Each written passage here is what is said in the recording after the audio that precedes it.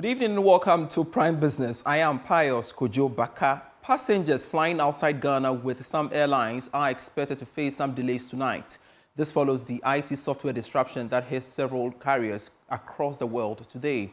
Joy Business, for instance, can confirm that some airlines had their takeoff delayed from their origin this afternoon. The development will indeed impact the takeoff times for persons flying outside the country. Now, we still cannot independently confirm that any of these airlines have cancelled their scheduled flights to Accra for now. Meanwhile, the CEO of the Ghana Association of Banks, John Ewa, says the development has not had any significant impact on the operations of banks here in Ghana. This morning, we've also been monitoring the market. I'm talking to our member banks, trying to understand if there's been any instances of failures. And fortunately, we've only had one bank that said a single PC, was behaving in a manner that they thought would have maybe have a semblance of an impact of the CrowdStrike update. But they've been able to fix it. It's just one bank, one computer. So the industry is working normal. There is no cause for alarm. Customers can go to their bank or use their bank applications. But there is a potential that if there is a bank locally that relies on the third-party payment platforms that uses CrowdStrike as their endpoint security provider, and they have not been able to resuscitate their systems, then there is that possibility that an application of that bank may not be available. But so far, we have not recorded anything in that regard. Now, away from that, the Ghana Police Service, in collaboration with the Bank of Ghana, has today, July 19, closed down Deknok Investments located at Nungwa and Ashaman in the Greater Accra region in accordance with Section 20, Clause 2G of the Banks and Specialized Deposit-Taking Institutions Act 2016. More in this report.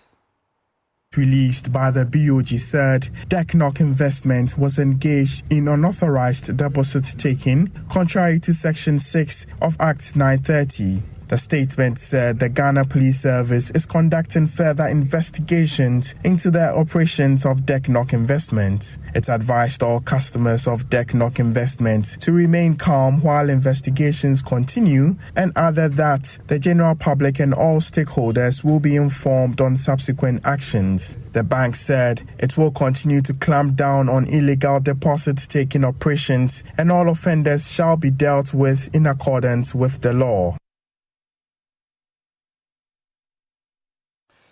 The wrong, ignorant and inappropriate use of artificial intelligence by Ghanaian youth could still its positive potential, especially in efforts to develop human capital for a digital future.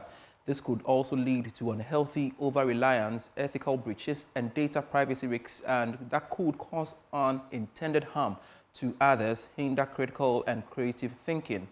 IndabaX Ghana Summit has assembled 600 enthusiastic youth to advance the traits of democratizing data, science, literature, as well as fostering supportive communities across the country. More in this report.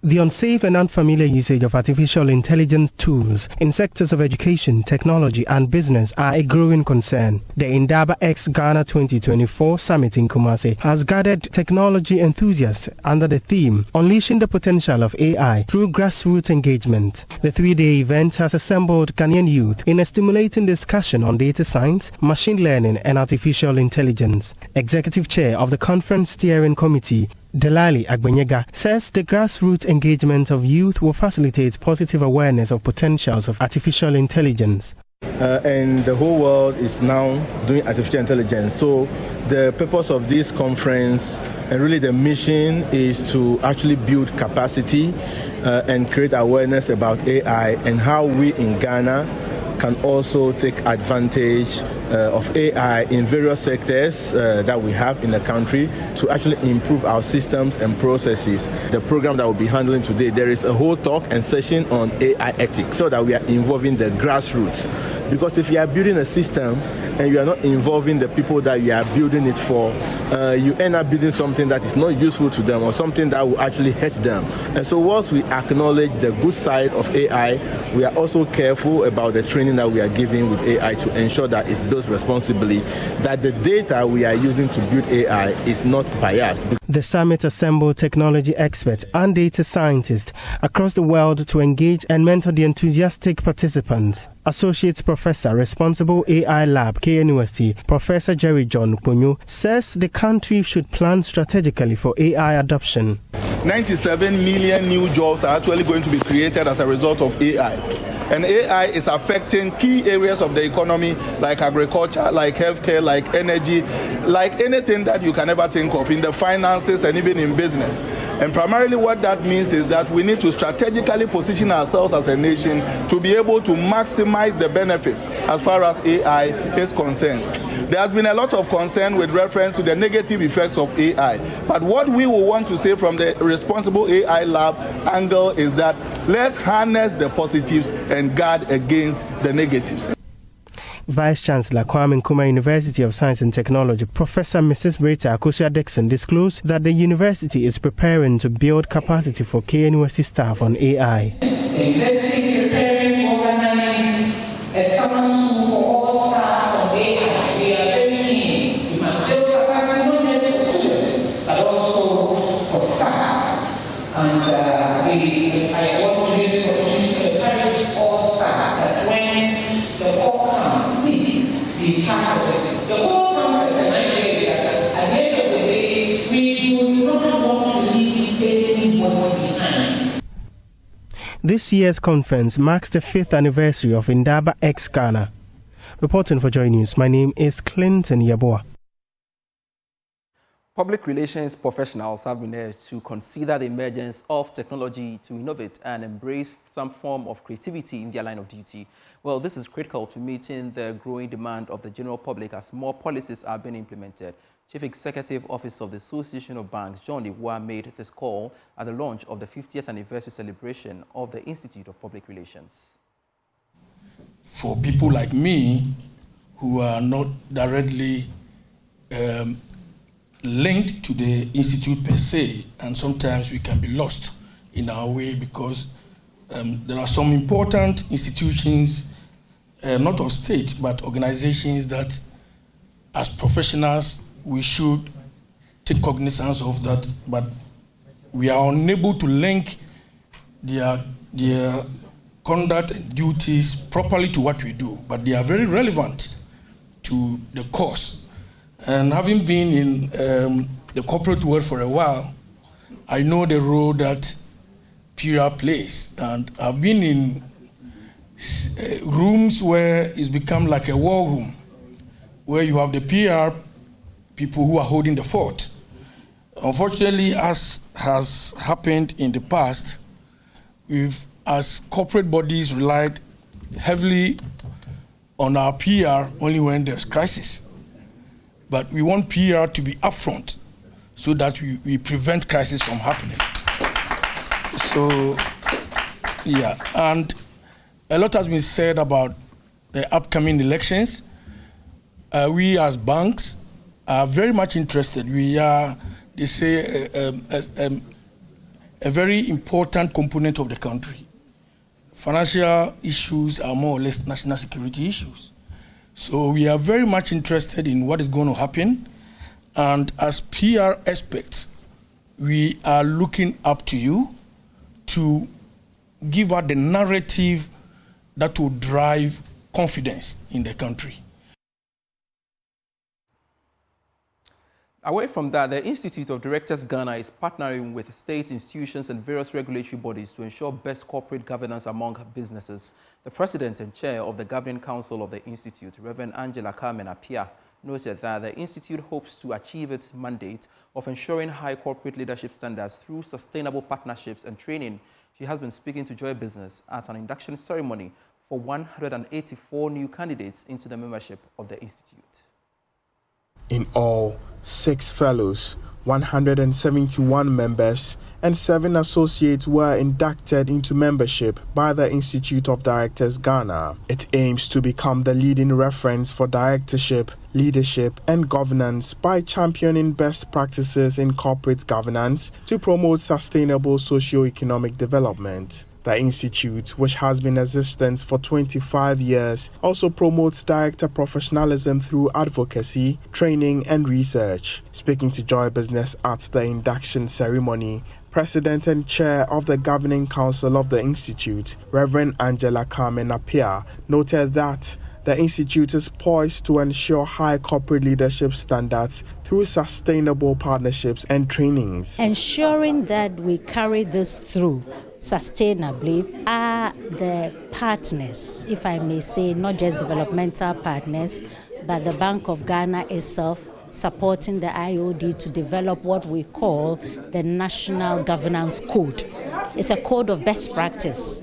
And so even though it doesn't have any legal mandate, it is a tool framework which all aspiring, good, well-meaning, well-intentioned directors or leaders or entrepreneurs can use as a benchmark for sound governance. The Bank of Ghana has its own regulatory code. SIGA has a code. And so as we have these frameworks across the major stakeholders, it becomes almost like a Bible or a Quran to guide your conduct. As part of activities to raise the next generation with proper leadership qualities, the Institute is embarking on various curricular and outreach programs in tertiary and second cycle institutions. Apart from that is the deliberate and intentional efforts being made to use some of these as curricula in training institutions like UPSA here, which is a professional university, so that as students come along in their training, they will know what proper governance is. That aside is also what we are doing at the IOD by catching them young. We believe that the older generation may be a more difficult conversation to have because they are goners, they form bad habits. But if we catch the younger generation young, and we are trying to do this with partnerships. In October last year, we started something with targeting the second cycle schools. We want to even go to the basic schools to catch them young, to teach them certain practices like ethics. Membership of the Institute is open to well-meaning persons above 18 years. Meanwhile, the newly inducted members were charged to uphold best corporate governance practices in the discharge of their duties. One institution to the other, the Ghana Institution of Engineering is asking all engineering practitioners in the country to comply with the licensing regulations or face sanction. President-elect for the institution, Engineer Ludwig Hesse, said this is pertinent in ensuring sustainability. He was speaking at the 42nd induction ceremony of the Ghana Institution of Engineering. 146 individuals were inducted into the Ghana Institution of Engineering 42nd induction ceremony. Addressing the engineers, President-elect Engineer Ludwig Hesse challenged the engineers to embrace innovation. Engineer's oath is about behavior. It has nothing to do with science and what we learn. The normal things that we learn in school, it's not about how to dig a hole or how to build a machine or how to produce water. But it has everything to do with how you produce the water. Your behavior in relationship to others and the environment and society in producing the water. The key word is integrity. And so the practice of engineering is not only practice in terms of what we produce, but how we produce it. Chairman of the membership committee, Engineer Dr. Patrick Bequin, called for a more collaborative effort to ensure sustainability within the engineering space. The institution is organized under the following groupings. Firstly, by technical divisions, and I must say that we have 4 main technical divisions, mainly the chemical, civil, electrical, electronic, mechanical, marine, agric technical divisions. Per our constitution and also in line with Act 819, that's the Engineering Council Act, we have 4 main occupational groups. We have the Professional Engineers Occupational Group, we have the Professional Engineering Technologists, engineering technicians, and engineering craftsmen. I pledge to uphold, preserve, protect, and defend the Constitution of the GHIE. Away from that, researchers in Ghana and in Africa are set to receive financial support targeted at advancing research and innovative solutions to eliminate neglected tropical diseases on the continent. This follows the signing of a cooperative agreement between the African Research Network for Neglected Tropical Diseases and the Coalition for Operational Research on Neglected Tropical Diseases on a program of the Task Force for Global Health. More in this report. 500 million poor people in sub-Saharan Africa are reported to be affected by various neglected tropical diseases. Ghana, for instance, recently recorded the novel dengue fever. The diseases, caused by either bacteria, virus or parasites, form 80% of recorded cases of NTDs globally. Research into eradicating the diseases on the continent remains an expensive task, with most African scientists troubled with inaccessibility to research grants. Professor John Amoesi is principal investigator for the African Research Network for Neglected Tropical Diseases. We still do struggle with a lot of NTDs. It may interest you that we announced the first actual confirmed case of a certain NTD called dengue fever in Ghana. It's an NTD. So we have a lot to address. The filariasis, lymphatic filariasis, as you know, our own Professor Deborah here at KNUST is one of the world's leading researchers on filariasis. It's an NTD and onchocerciasis together with Linda Deborah, who are all in this university at KCCR. Myself and my group, we do work in various NTDs, including snake bite, for example, which is also a big NTD. So the situation is dire, and we have the solutions. We have the solutions. We just need to find the best way of deploying them. The African Research Network for Neglected Tropical Disease has signed a partnership agreement with the Coalition for Operational Research on Neglected Tropical Diseases to facilitate NTDs elimination across Africa. The agreement is funded under the newly signed USAID Cooperative Agreement Ending Tropical Diseases Through Operational Research. Dr. Patrick Lamy is the director of CONTD, a program of the Task Force for Global Health. We're proud of the partnership that we have with ARNTD. ARNTD has been a key partner for us for the last 8 years in supporting grants to support young African researchers. Through this new award, we're going to expand that program, and ARNTD is going to take on a larger role with CORNTD in supporting research to influence the outcomes of NTD programs across the continent. The 5-year partnership agreement is hosted at the Kumasi Center for Collaborative Research in Tropical Medicines at the KNUST. Professor Ellis Owusu-Dabo is the Pro-VC of KNUST. We're delighted because the USAID is funding what they call the core NTD, which obviously is operational research that supports neglected diseases. We desire to see our young faculty research in neglected tropical diseases to ensure that they build their own capacities and support the next generation of researchers. The project is expected to support national governments in the creation of robust NTD programs through introduction of endemic country program managers and researchers to align their efforts. Professor Gertruda Hester O'Neill is the board chair of ARNTD. For the past 10 years, KCCR has hosted the Secretariat for the ARNTD, and all administrative processes have been governed through KCCR and KNUST. And therefore the applications also went through these organizations together with ARNTD. For Joy News, my name is Emmanuel Bright-Kweku. The Ghana Revenue Authority, as part of a strategic plan to increase revenue, has begun stakeholder engagements aimed at collaborating with leaders of communities to enhance revenue mobilization. According to the Commissioner of the GRA, Julie Siam, these measures are geared towards ensuring that the authority improves on revenue collection and meets its target of 146 billion cedis for the year 2024. She spoke to Joy Business when the authority paid a visit to the Gamanche. The Revenue Authority says it has drawn a 4-item strategic plan aimed at helping to mobilize revenue. Key among them is the collaboration with taxpayers in order to meet revenue targets for the year. The authority therefore paid a visit to the Gamanche Niteko Churu II to develop a relationship that would be mutually beneficial to the authority and the Gan community. In an interview, Commissioner General of the GRA, Julie Esiam, said the call on the Gamanche forms part of plans to rope in more taxes for the economy. We've come here today to visit with the Gamanche. He leads the community. Tax collection is for all of Ghanaians. It's for all of us to build our communities.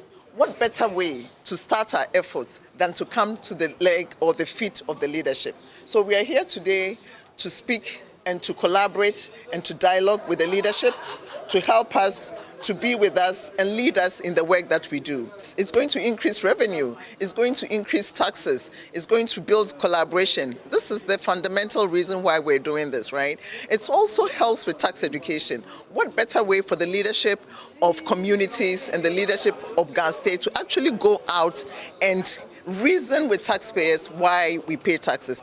On his part, the Gamanche Niteko Churu II pledged his support for the authority and urged them to support the Gan community through employment opportunities for the youth.